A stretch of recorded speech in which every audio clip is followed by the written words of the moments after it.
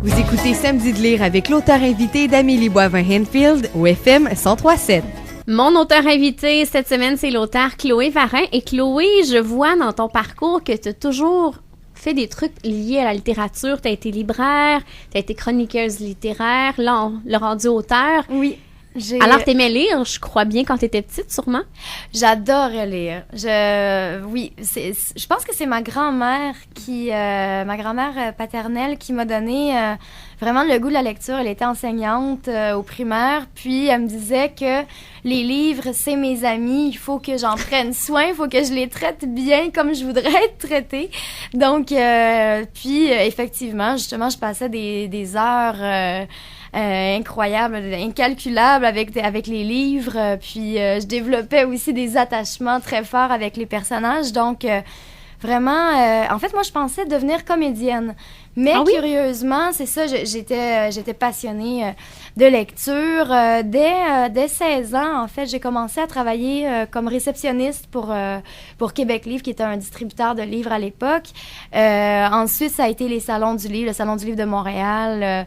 Je travaillais pour le kiosque, j'ai fait ça durant plusieurs années. Ensuite, justement, libraire, toujours en lien avec la lecture, la littérature. Mais c'est ça, je sais pas pourquoi.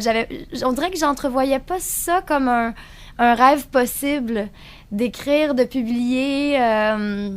Quand j'étais enfant, adolescente, c'est sûrement la même chose pour toi, on a pas mal le même âge.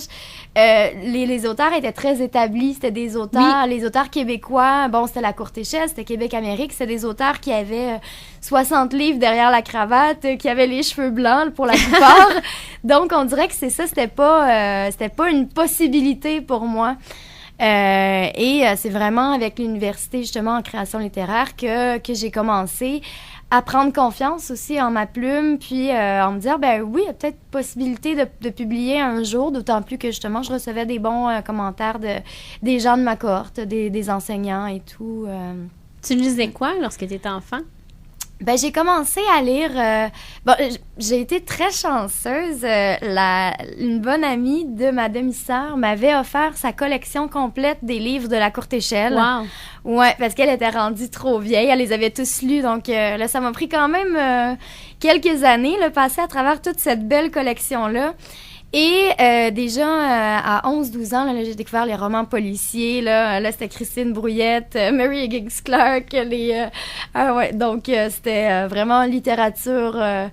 Les polars et tout. Et sinon, qu'est-ce que je lisais? Je m'intéressais pas mal à tout. Je dirais, j'étais très curieuse. Et qu'est-ce que tu dirais aux jeunes auditeurs, à tes fans qui vont te voir dans les salons du livre et qui ont plus ou moins envie de lire?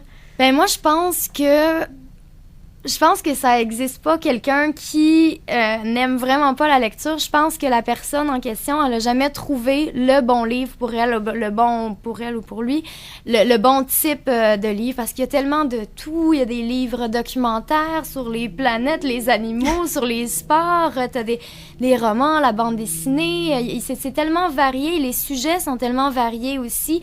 L'approche.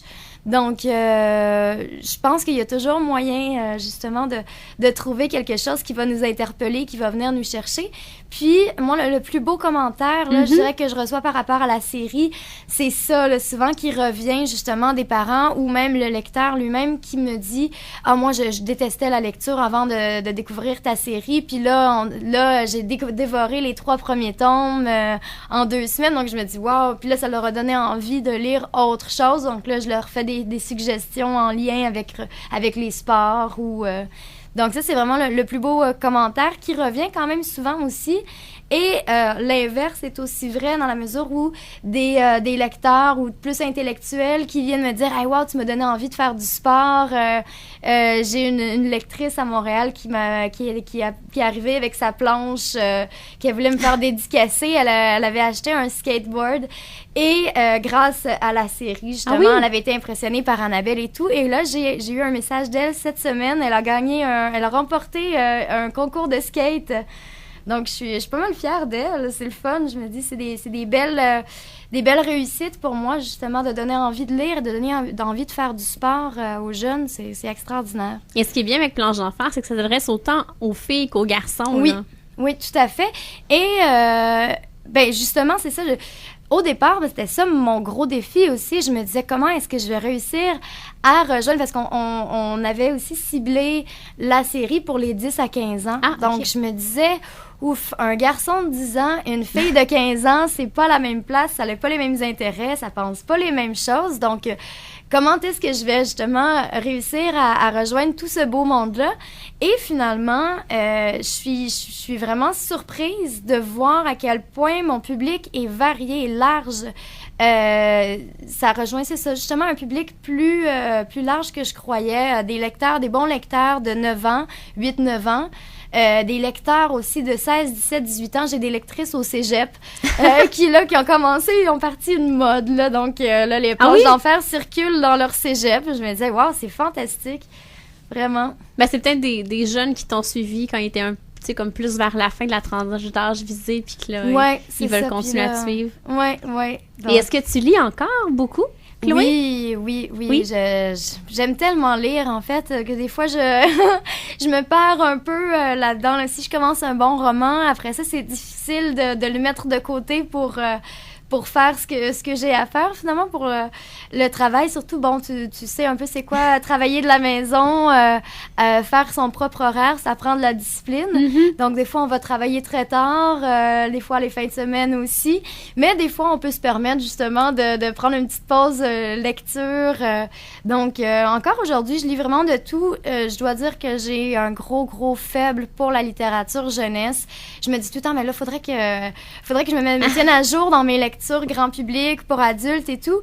Puis on dirait que je retombe tout le temps. Je vais lire 3 livres jeunesse pour un livre adulte, par exemple. Puis, mais ça me permet de faire des très belles découvertes, autant d'un sens que de l'autre. Là, oui. Bon, on va reparler de tes coups de cœur dans quelques instants, Chloé.